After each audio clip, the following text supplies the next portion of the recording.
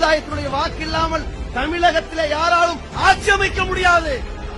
நம்முடைய ஜெபத்தை தாண்டி ஒருவரும் ஆட்சிக்கு வந்துவிட முடியாது.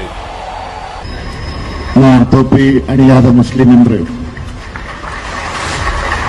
சிலுவை அணியாத கிறிஸ்டியன் என்று,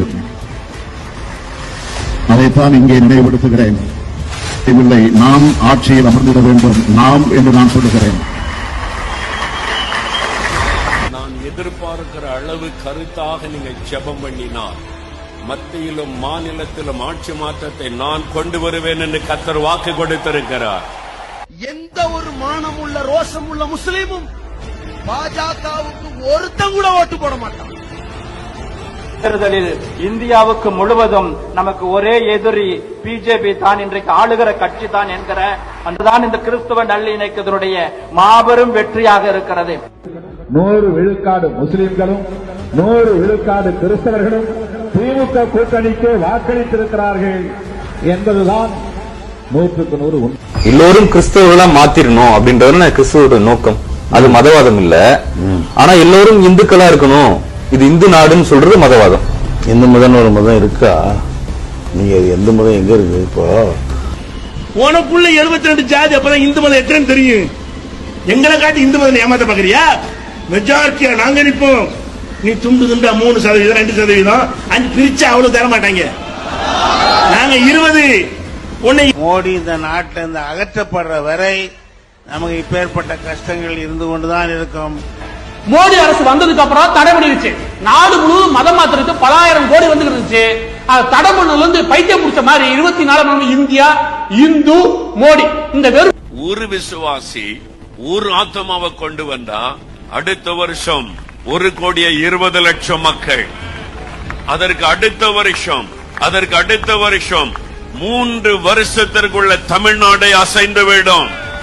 நாங்க இன்னைக்கு நைட்டு நினைச்சோம், ஒரு கையில் வாழையும் ஒரு கையில் குரானையும் இன்னைக்கு நைட்டு புறப்பட்டு சொன்னா நாளைக்கு இந்தியா இஸ்லாமிய நாடாக இருக்கும். நீ நினைக்கிற ஆயுதம் தூக்கம் உண்டு, அது ஒரு வழி. அதுல முடியும், அதுல இறங்கினால் நாங்க ஜெயிப்போம். சோனியா காந்தி, ராகுல் காந்தி கிறிஸ்தவங்க, அவங்க மூலமா எழுப்பல் வரும். நீ செருப்பும் சாணியும் அவர்களுக்கு ஆசீர்வாதம். ராமனின் செருப்பு தான் 14 காலம் தேசத்தை ஆண்டதாக அவர்களின் வர. நான் கிறிஸ்துவ மதத்தை சார்ந்துதான் இருக்கிறேன். எங்க கூட நிறைய கிறிஸ்துவ நிகழ்ச்சிகளை நான் கலந்துக்கிறேன். ஏனென்றால் ராமன் பிறந்திருந்தால் தானே காட்ட முடியும். ஒரு கற்பனை பாத்திரம். Industry again. I joined Christian Arts and Communication Center and started propagating சுதந்திர இந்தியாவின் முதல் தீவிரவாதி ஒரு இந்து. முருகா செந்திலாண்டவா அப்படின்னு சொல்லியிருக்கணுமா இல்லையா? அவ கையில ஒரு வேலை கொடுத்து, இது பெரிய சக்தி வேல், இது ரொம்ப பலம் வாய்ந்தது. தாயோலிகளை அவ்வளவு பேரையும் பிடிச்சி அரெஸ்ட் பண்ணி உள்ள போடணும்ல, சாமி எல்லாம் அரெஸ்ட் பண்ணி போடணும்ல. நீங்க யாரா வச்சிருக்கிறீங்க வேலாயுதம் சூலாயுதம்னா? எங்க சிவருமா மொண்டாட்டி அவன் பெரியவங்கிறாங்களே, அவ பொறுமையின் சிகரம். இந்த பிள்ளையார் சதுர்த்திக்கு அன்னைக்கு எங்களுடைய வீட்டுல எங்க அம்மா வந்து சிலையை வாங்கி வச்சிருந்தாங்க. என் பொண்ணு அடுத்து இது என்ன அப்படின்னு கேட்கும்போது சொன்னது வந்து களிமண்ணுமா. அருள் தந்தி ஜெகத் கஸ்பார் எழுதுறாரு, கிறிஸ்தவர்களுக்கு எந்த குழப்பமும் வேண்டாம், கிறிஸ்தவ மக்கள் எல்லாம் திமுகவுக்கு போட்டுங்க. மனிதனை ரசிக்க முடியாது.